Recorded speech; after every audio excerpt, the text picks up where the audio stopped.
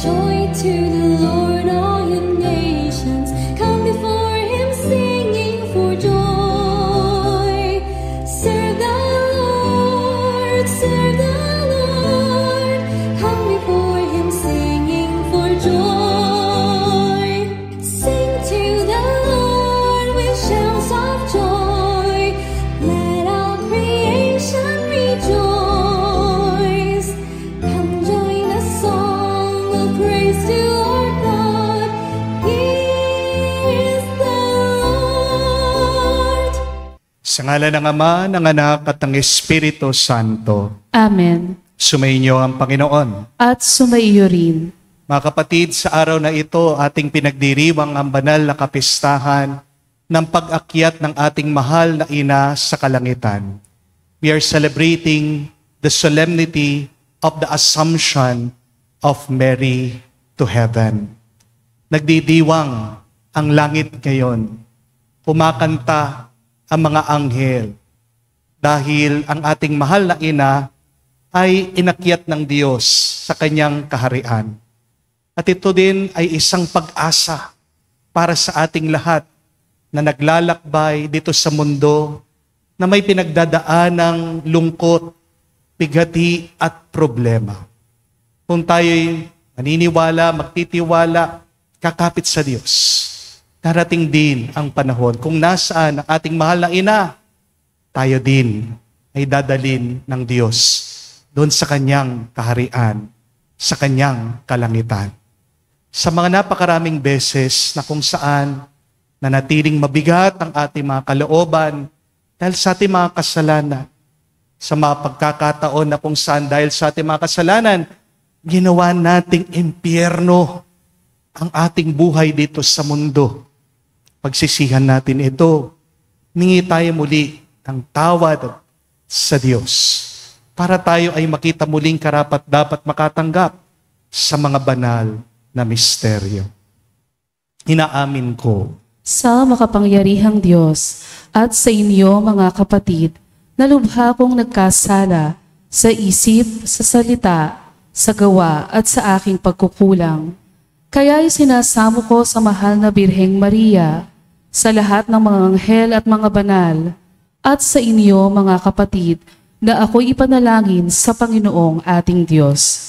kaawaan tayo na makapangyarihang Diyos, patawarin tayo sa ating mga kasalanan, at patnubayan tayo sa buhay na walang hanggan. Amen.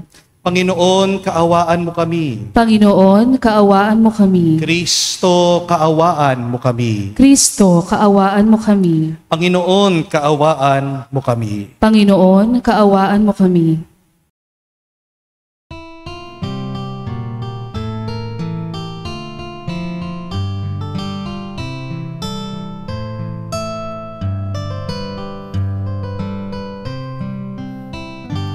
Luwalhati sa Diyos sa kaitaasan, kaloob sa lupa ay kapayapaan.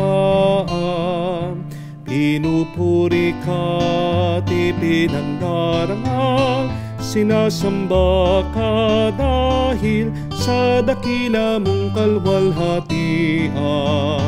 Panginoon naming Diyos, Hari ng langit, Amang makapangyarihan, Panginoong Jesucristo, bugtong na anak ng Diyos, Kordero ng Ama. Ikaw na nag-aalis ng mga kasalanan ng sanlibutan. Tanggapin mo ang aming kahilingan, ikaw na naluluklok sa kanan ng Ama.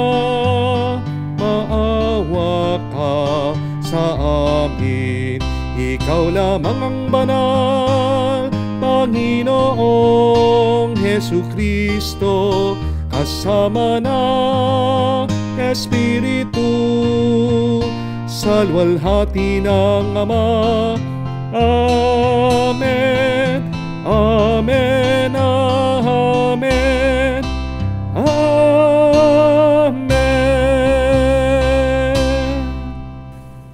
Manalangin tayo. Ama naming makapangyarihan, ang kalinisanisang mahal na Birhen, ina ng anak mong mahal, ay iyong inakyat, taglay ang kaluluwa at katawan sa kalangitan. Sa pagsasaloob namin sa mga bagay sa kaitaasan, pagindapat mong kami makasalo sa kaluwalhatian ng Birheng ina naming mahal. Sa pamagitan ni Jesucristo, kasama ng Espiritu Santo, magpa sa walang hanggan. Amen.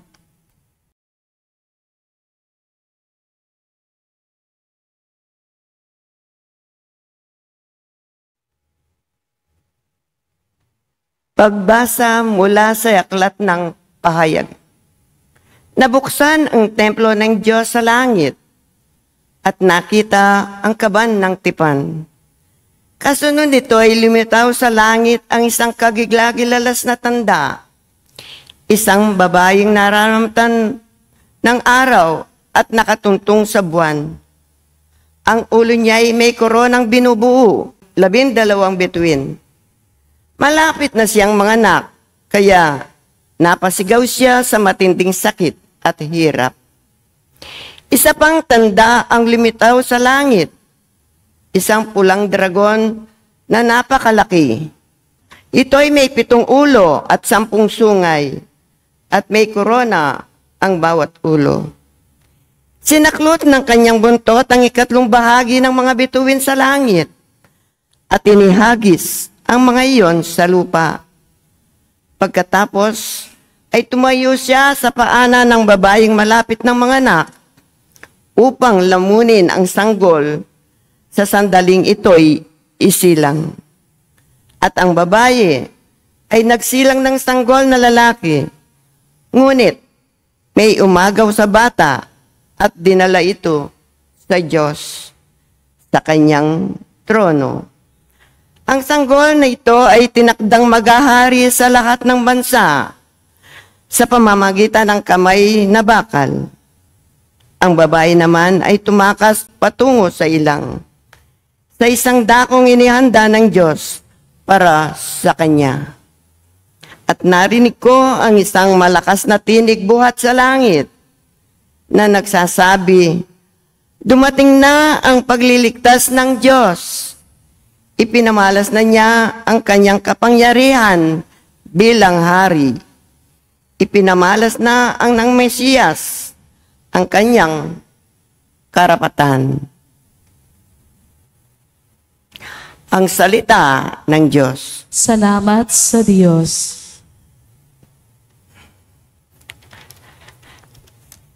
Nasa kanan mo ang reyna, maningning na ginto't ganda. Nasa kanan mo ang reyna, maningning sa ginto't ganda. Samantalang sa kanan mo nakatayo yung reyna, palamuti gintong lantay sa damit na suot niya. Nasa kanan mo ang reyna, maningning sa ginto't ganda. O kabiyak nitong hari, ang payo ko'y ulinigin. Ang lahat mong kamag-anak at ang madla ay limutin. Nasa kanan mo ang reyna, maningning sa ginto't ganda. Sa taglay mong kagandahan, ang ari ay paibigin. Siya'y iyong Panginoon, marapat na iyong sundin. Nasa kanan mo ang reyna, maningning sa ginto't ganda. Sama-samang masasaya, ang lahat ay nagagalak na pumasok sa palasyo at sa hari ay humarap. Nasa kanan mo ang reyna, maningning sa ginto't ganda.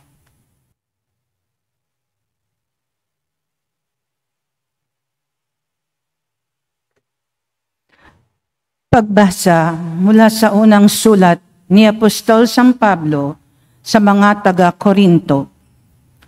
Mga kapatid, si Kristo ay muling nabuhay bilang katibayan na muling bubuhayin ang mga patay. Kung paanong dumating ang kamatayan sa pamamagitan ng isang tao, gayon din naman, dumating din ang muling pagkabuhay sa pamamagitan ng isang tao. Sapagkat kung paanong mamamatay ang lahat dahil sa kanilang kaugnayan kay Adan, Gayon din naman, mabubuhay ang lahat dahil sa kanilang kaugnayan kay Kristo. Ngunit ang bawat isa'y sa kanya-kanyang takdang panahon. Si Kristo ang pinakauna sa lahat, pagkatapos ang mga kay Kristo sa panahon ng pagparito niya. At darating ang wakas, pagkatapos malupig ni Kristo ang lahat ng kaharian, pamahalaan at kapangyarihan. At ibibigay niya sa Diyos at Ama ang paghahari. Sapagkat si Kristo'y dapat maghari hanggang sa malupig niya at lubusang mapasuko ang kanyang mga kaaway, ang kahuli-huliang kaaway na kanyang pasusukuin ay ang kamatayan. Ganito ang sinasabi ng kasulatan, ang lahat ng bagay ay lubusang pinasuko sa kanya ng Diyos. Ang salita ng Diyos. Salamat sa Diyos.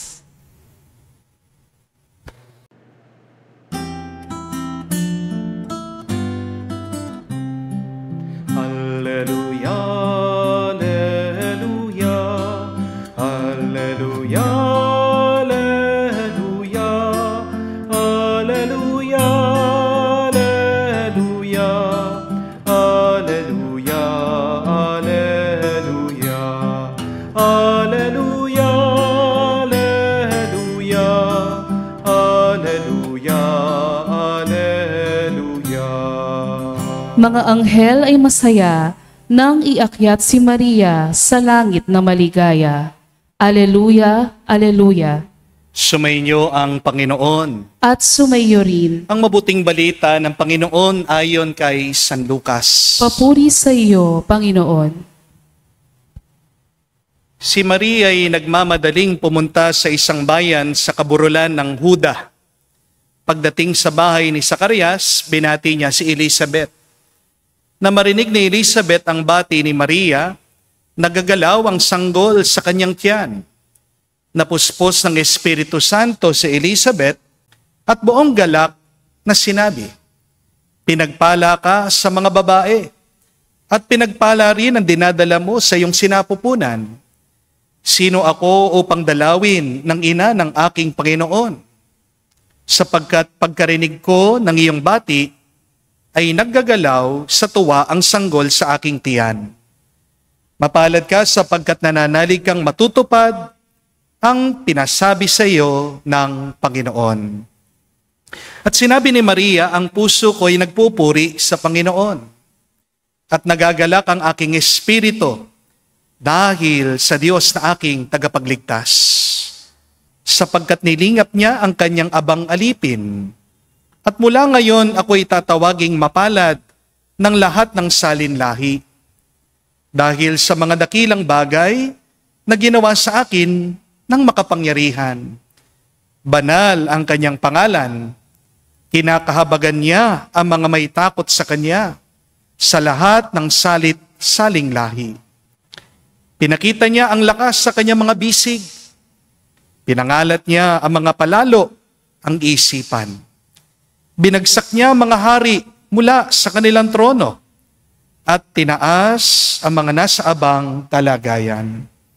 Binusog niya ang mabubuting bagay, ang mga nagugutom, at pinalayas niya wala ni anuman ang mayayaman. Tinulungan niya ang kanyang bayang Israel bilang pagtupad sa pangako niya sa ating mga magulang. Kay Abraham at sa kanyang lahi, magpakailanman. Tumira si Maria kina Elizabeth ng may 3 buwan at saka umuwi.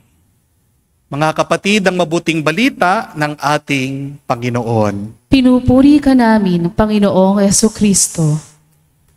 Magandang araw po muli sa inyong lahat. Our faith is beautiful. Do you believe that? Naniniwala po ba kayo na napakaganda ng ating pananampalatayang Katoliko? What makes our Catholic faith beautiful is that we have 3 Ds of our faith. Ano po ang 3 D ng ating pananampalatayang Katoliko? Kaya naman, ito'y napakaganda at pinapaganda ang ating buhay. Tandaan niyo po, ang 3 D ito. First D is dogma. The second D is doctrine. And the third D is discipline. Ang dogma po ay ang puso ng katotohanan na galing sa Diyos. Ito ay turo ng ating inang simbahan na di pwedeng baguhin. Ang doctrine naman ay opisyal na turo ng ating simbahan tungkol sa pananampalataya at moralidad. Pwede pang palalimin, pwede pang dagdagan ng paliwanag. At ang disiplina, yan naman po ay patakaran, practice, tradisyon ng ating simbahan na sinusundan natin, tayo mga nananampalataya, para makapamuhay tayo ng mabuti. Pwede po itong ayusin, pwede pa itong palitan. Kumbaga po sa bahay, ang dogma ay pundasyon. Pag binago mo, guguho ang lahat. Ang doctrine naman po parang pader o bubungan. Pwede mong pinturahan, pwede mong ayusin, pero hindi pwedeng gibain. Ang discipline naman po, yan yung gamit sa loob ng bahay. Pwede mong ilipat, pwede mong palitan, hindi naman masisira ang bahay. In the Catholic Church, we have 4 dogmas. Pundasyon po, napakahalaga. Pagdating po sa ating mahal na ina. What are these 4 dogmas with regard to our belief on Mary? The first is Mary as the Mother of God. The second is Mary's perpetual virginity. The third is the Immaculate Conception. And the fourth is Mary's Assumption into heaven. Ngayon pong araw, ating pinagdiriwang itong kapistahan ng Assumption. Pinaniniwalaan natin, inuwi si Maria ng Diyos sa langit, buong-buo, katawan at kaluluwa. Ano po ba ang kahulugan ng kapistahan na ito? At ano ba ang halaga nito sa ating buhay?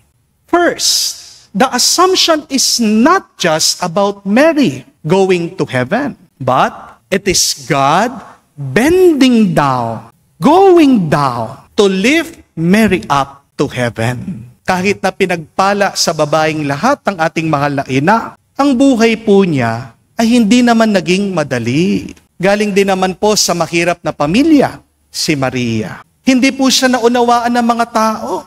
Kala nga ni San Jose, naging disgrasyada siya. Nangamba rin po si Maria nung tumatakas sila doon sa Bethlehem dahil gustong patayin ni Haring Herodes ang kanyang sanggol. At nadurog ang kanyang puso nung nakita niyang kanyang anak pinako sa krus. Pero kahit na hindi siya naunawaan, si Maria ay nanatiling nagtitiwala sa Diyos. Kahit na dumaan sa lungkot, pagdadalamhati ang ating mahal na ina, patuloy pa rin si Maria sa pag-awit ng Magnificat sa puso niya. Nakarating si Maria sa langit hindi dahil sa kanyang lakas, kundi dahil sa lakas at grasya ng Diyos. Ano po sa tingin niyo ang pagkakaiba ng gravity sa grasya?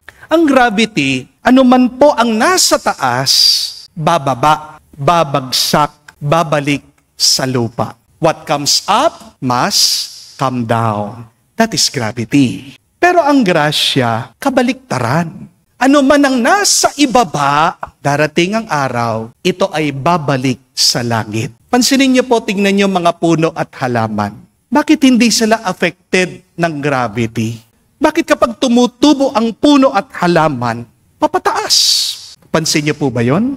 Kung puro lang po gravity dito sa mundo, edi dapat kapag tumutubo na ang dahon at sanga ng halaman, hindi po ito paakyat. Kung tunay lang gravity ang meron tayo dito sa mundo, dapat kapag tumutubo ang halaman, gumagapang lang yan. Hindi po ba? But plants, when they grow, they defy gravity. Ano po yung puwersa Ano yung lakas na tumutulong doon sa sanga, doon sa dahon, doon sa halaman na magpaakyat? Ang tawag po dyan ay grasya. Grasya ang nagdala kay Maria sa langit. At grasya din ang magdadala sa iyo, kapatid, sa langit.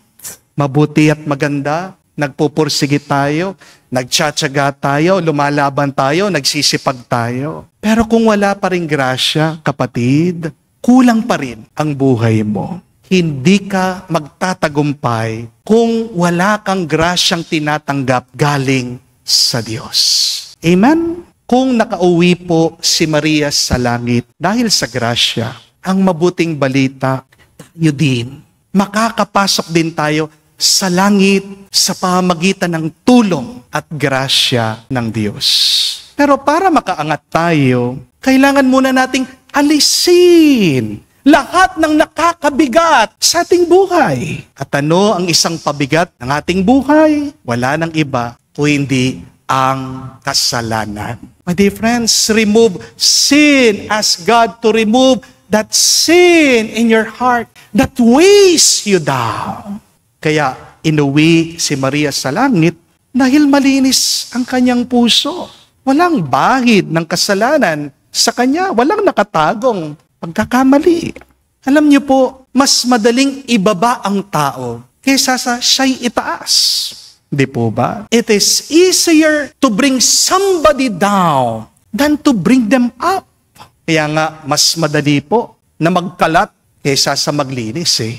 Mas madali na manira ng tao kaysa sa purihin mo siya. Mas madali na maging matakaw, maging ganid, makasarili kaysa sa tumulong. Mas madali na magbisyo kaysa sa maging disiplinado. Mas madali din makipag-away, magtanim ng sakit ng loob kaysa sa magpatawad at magmahal. Mahirap ang magpakabuti at magpakabana. Pero hindi ibig sabihin mahirap, imposible. Posible, maaari na maging mabuti at tapat tayo sa Diyos sa pamamagitan ng grasya niya. Kaya nga po ang sabi ng Diyos sa sulat ni San Pablo sa mga tao ng Korinto, "My grace is sufficient for you, for my power is made perfect in weakness." Pero para mabigyan ka ng mas maraming grasya, kailangan pa rin ang iyong pagpapakumbaba. Kaya nakasulat din po sa sulat ni Santiago, God opposes the proud, but gives grace to the humble. Mga kapatid, kakataba po ng puso, hindi po ba? Nakakapagbigay ng kapayapaan sa ating kalooban. Alam natin na meron tayong isang mapagmahal na Diyos na handang bumaba, na yuyuko para tayong mga minamahal niya. Kahit na tayo makasalanan, pagdating ng araw, ay itataas niya, iuuwi niya sa langit. Ang tanong, magaan bang yung kalooban ngayon? O baka naman, meron pa ring bigat sa iyong puso? Secondly, we have to understand that the assumption is a mirror. Ang pag-akyat ng ating mahal na ina sa langit ay salamin. It tells us what God wants to do also for us. Hindi lang po para kay Maria ang kalwalhatian ng langit. Ang langit ay tadhana nating lahat. This is the good news of the Feast of the Assumption. That heaven is our destiny too. That heaven is our true home. Bakit balisang-balisa po kayo sa buhay? Ito ay marahil pinapaalala sa iyo ng Diyos. Hindi mo naman talagang tunay na tahanan ang mundo. Ang mundong ito ay dinadaanan lang natin. Do not get too comfortable while you're living here on earth kasi aalis at aalis na tayo. Tayo'y nagsasanay lang bago tayo pumunta sa tunay nating tahanan, ang kalangitan. Ano po ang kasabihan? There is no place like home. Diba kapag nasa bahay ka na, palagay ka, relax ka, mga kapatid. Hindi tayo relax dito sa mundo kasi hindi ito ang ating tunay na tahanan. Kaya tayo gulong-gulo, pagod na pagod, nag-aalala. tandaan mo, para saan ka? Ikaw ay para sa kaharian ng Diyos. Kaya nga, napakaganda po ng turo ni Don Bosco Sabi niya, fix your eyes to heaven while your feet are walking here on earth. Pinapaalala din po sa atin ngayon, ang langit ay hindi lang isang lugar na pinupuntahan natin. Pagkatapos ng ating kamatayan, ang langit ay isang paraan kung paano tayo kailangan mabuhay ngayon. Please remember that. Please understand that. That heaven is not only a place that we go after death, but heaven is a lesson for us how we should live our life now. Kung gusto mong makauwi sa langit, matuto ka, kamukha ni Maria, na maging masunurin sa Diyos. Kung gusto mo ding maputungan ng korona ng ligaya, umpisan mo na yakapin ang iyong krus ng buong pagmamahal. Ngayon po, tayo ay binubulungan ng ating mahal na ina. Sinasabi niya sa atin, kung nalilito ka sa buhay, kamukha ko, tanggapin mo ang Diyos. Kung nasasaktan ka dahil sa ibang tao, kamukha ko, tumayo ka, maglakbay ka kasama si Jesus. Kung kumakatok na ang takot at pag-aalala sa iyong puso, kamukha ni Maria, palagi kang magkanta ng papuri sa Diyos. Mga kapatid, ang assumption ay hindi po pagtakas sa mga hirap at pasakit ng mundo. Ang assumption ay pag-asa natin. Sa mundong puno po ng bad news, fake news, sa ating karanasan, puno ng lungkot at pigati, ang ating mahal na ina si Maria sana ang magdala sa iyo ng mabuting balita. Hindi matatapos sa masama ang iyong buhay. Ito ay matatapos sa kalwalhatian ng langit.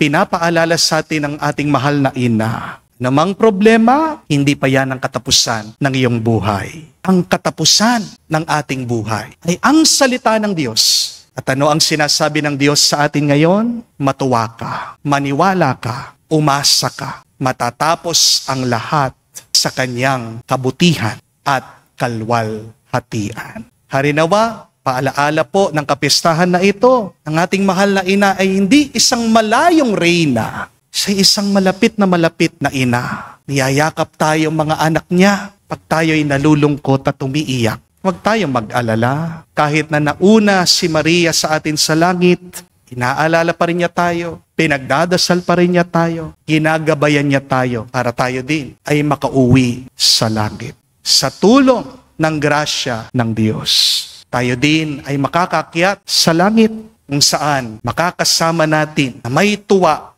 lahat ng anghel, lahat ng banal, magpa sa walang hanggan. Amen. Tumayo po tayo. Inakyat ang katawan at kaluluwa sa kalwalhatian. Nagniningning si Maria bilang isang dakilang tanda ng ating walang hanggang hinaharap bilang simbahan. Bilang mga mananampalatayang patuloy pa rin na naglalakbay patungo sa kaharian ng langit, ihatid natin kasama ni Maria ang ating mga panalangin sa Diyos na ating Ama.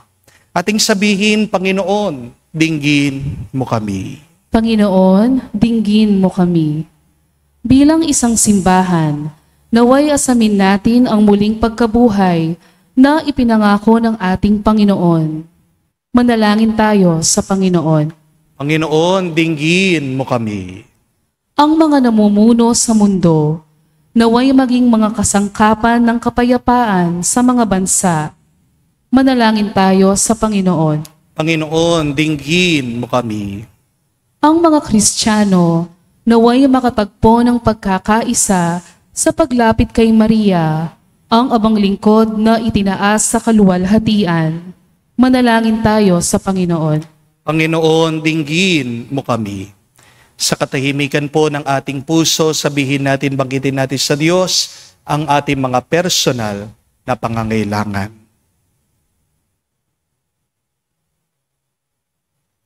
Panginoon ng langit at lupa, nakakarating sa iyo ang aming mga panalangin. Sa tulong ng aming niluwalhating ina, ang unang nanalig na kibahagi sa kalwalhatian ng kanyang matagumpay na anak si Jesucristo na nabubuhay at naghahari magpa sa walang hanggan. Amen.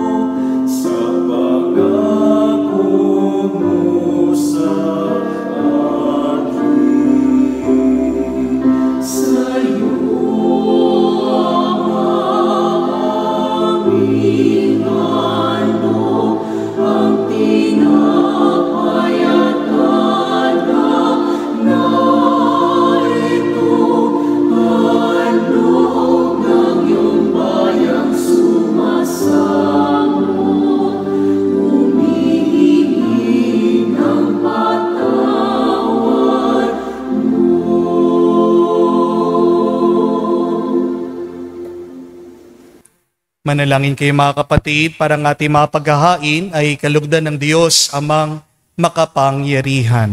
Tanggapin nawa ng Panginoon itong paghahain sa iyong mga kamay, sa kapurihan niya at karangalan, sa ating kapakinabangan at sa buong sambayanan niyang banal. Ama naming lumikha, ang paghahain ito naway makaakyat sa iyo at bilang katugunan sa pagdalangin ng mahal na Birheng inakyat sa langit, ang aming kaloobang nag-aalab sa ningas ng pag-ibig ay lubos nawang makarating sa iyo sa pamagitan ni Jesucristo kasama ng Espiritu Santo magpa sa walang hanggan. Amen. Sumainyo ang Panginoon. At sumaiyo rin. Itaas sa Diyos ang inyong mga puso at diwa. Itinaas na namin sa Panginoon. Pasalamatan natin ang Panginoong ating Diyos. Marapat na siya ay pasalamatan. Ama naming makapangyarihan, tunay nga marapat ikaw ang aming pasalamatan sa pamagitan ni Jesucristo na aming Panginoon. Ngayon inakyat ang mahal na Birhen sa langit, ang pasimulat larawan ng laan mong masapit, ng tanging sambayanan sa iyong nananalig. May pag-asang kasiyahan kami sa iyong papalapit. Di mo pinabayaang dumanas ng pagkaagnas, ang nagsilang at nag-aruga sa iyong bumubuhay na anak, nung siya'y maging di na iba sa aming lahat, upang kami hatian sa kanyang buhay na ganap. Kaya kaisa na mga anghel nagsisiawit ng papuri sa iyo. Nang walang humpay sa kalangitan kami nagbubunyi sa iyong kadakilaan.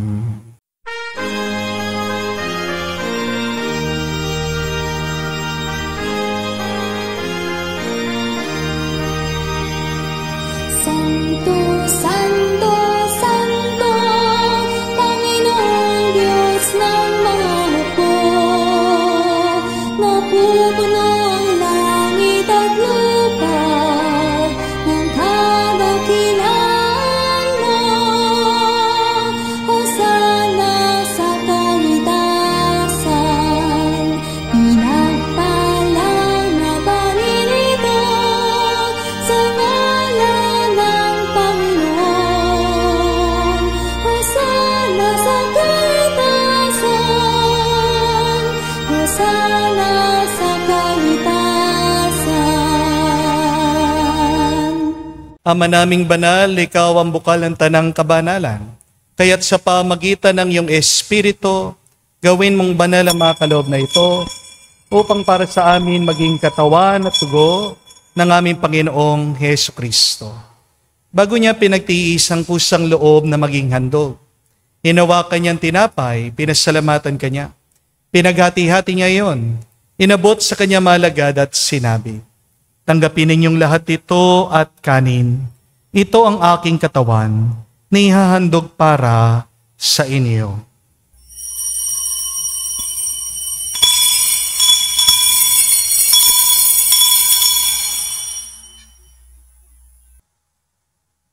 Gayon din naman no matapos ang hapunan, hinawakan niyang kalis. Muli kanyang pinasalamatan. Inabot niyang kalis sa kanyang malagad at sinabi, tanggapin ninyong lahat ito at inumin. Ito ang kalis ng aking dugo, ng bago't walang hanggang tipan. Ang aking dugo na ibubuhos para sa inyo at para sa lahat, sa ipagpapatawad ng mga kasalanan. Gawin ninyo ito sa pag-alaala sa akin.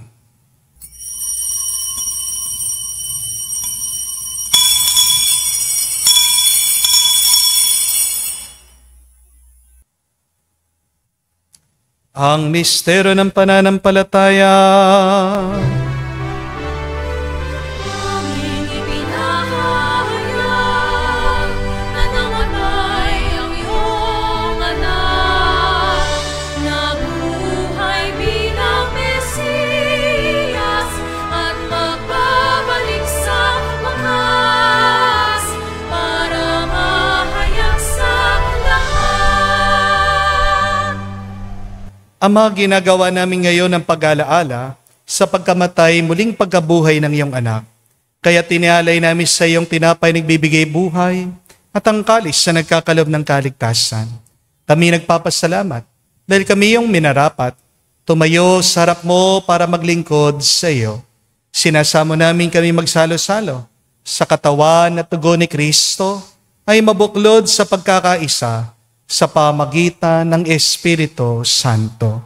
Ama, lingapin mong iyong simbahan, laganap sa buong daigdig. Puspusin mo kami sa pag-ibig. Kaisa ni Leon ang aming Santo Papa, Florentino aming Arsobispo at ng Tanang Kaparian. Alalahanin mo rin ang aming mga kapatid na nahimlay may pag-asang sila'y muling mabubuhay. Gayon din naman lahat ng mga pumanaw. Kawan mo't sila't patuloyin sa iyong kaliwanagan. Kawan mo't pangidnapating kaming lahat, makasalo sa iyong buhay na walang wakas. Kaisa ng mahal na Birhen Maria, Ina ng Diyos. Kaisa ni San Jose ang kanyang malwalhating esposo.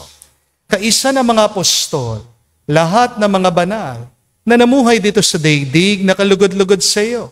May pagdiwang nawa namin ang pagpupuri sa ikararangal mo sa pamagitan ng iyong anak, aming Panginoong Hesukristo.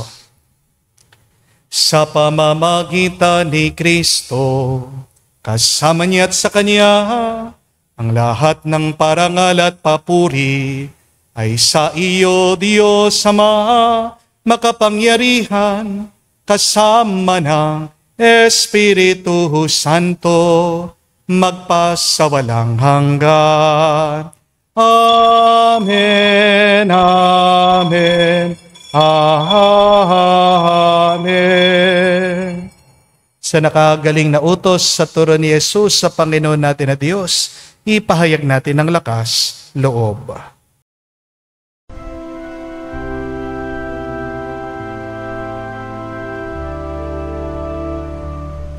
Ama namin, sumasalangit ka, sambahin ang ngalan mo, mapasa amin ang kaharian mo, sundin ang loob mo dito sa lupa. Para ng sa langit,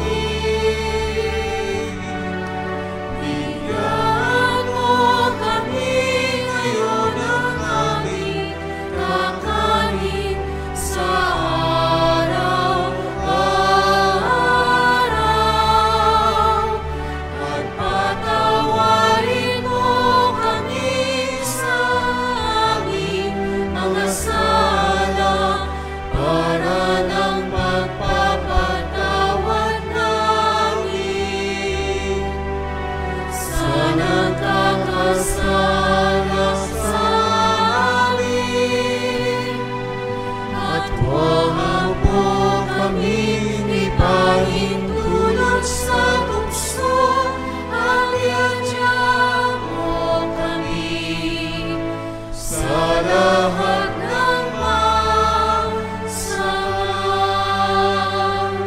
Hinihiling namin kami, O Diyos, sa lahat na masama, pagkalooban ng kapayapaan araw-araw, iligtas sa kasalanan, ilayo sa lahat ng kapahamakan. Samantalang aming pinanabikan ang dakilang araw ng pagpapahayag ng tagapagligtas naming si Hesu Kristo. Sapagkat iyo ang kaharian at ang kapangyarihan at ang kapurihan magpakailanman. Amen. Panginoong Yesu Kristo, sinabi mo sa mga apostol, kapayapaan ang iniiwan ko sa inyo, ang aking kapayapaan binibigay ko sa inyo. Tunghayan mo ang aming pananampalataya at huwag ang aming pagkakasala. Pagkalooban mo kami ng kapayapaan at pagkakaisa ayon sa iyong kalooban, kasama ng Espiritu Santo, magpa sa walang hanggan. Amen. Kapayapaan ng Panginoon ay laging sumainyo. At sumaiyo rin. Magbigayan po tayo ng kapayapaan sa bawat isa. Peace with you po. Kapayapaan po sa inyong lahat. Cordero ng Diyos na nag-aalis ng mga kasalanan ng sanlibutan, maawa ka sa amin. Maawa ka sa amin. Cordero ng Diyos na nag-aalis ng mga kasalanan ng sanlibutan, maawa ka sa amin. Maawa ka sa amin. Cordero ng Diyos na nag-aalis ng mga kasalanan ng sanlibutan, ipagkaloob mo sa amin ang kapayapaan.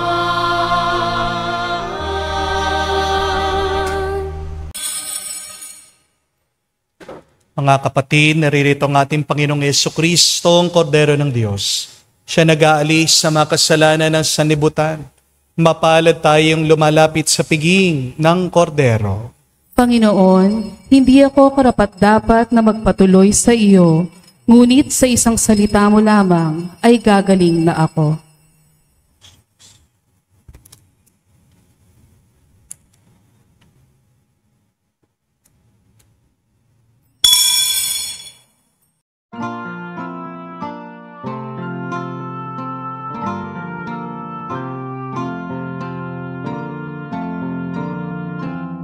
Birheng Maria, dala sa umaga, noon pa man ay itinangi ka. Ang iyong liwanag ang takdang lulupig kay Satanas, tao'y ililigtas. Iyong tunghan kaming nananambitan, at ang lupang iyong tinapakan. Tulong mo'y ilawit sa amin, Maria, ngayon at sa aming kamatayan. Manalangin tayo.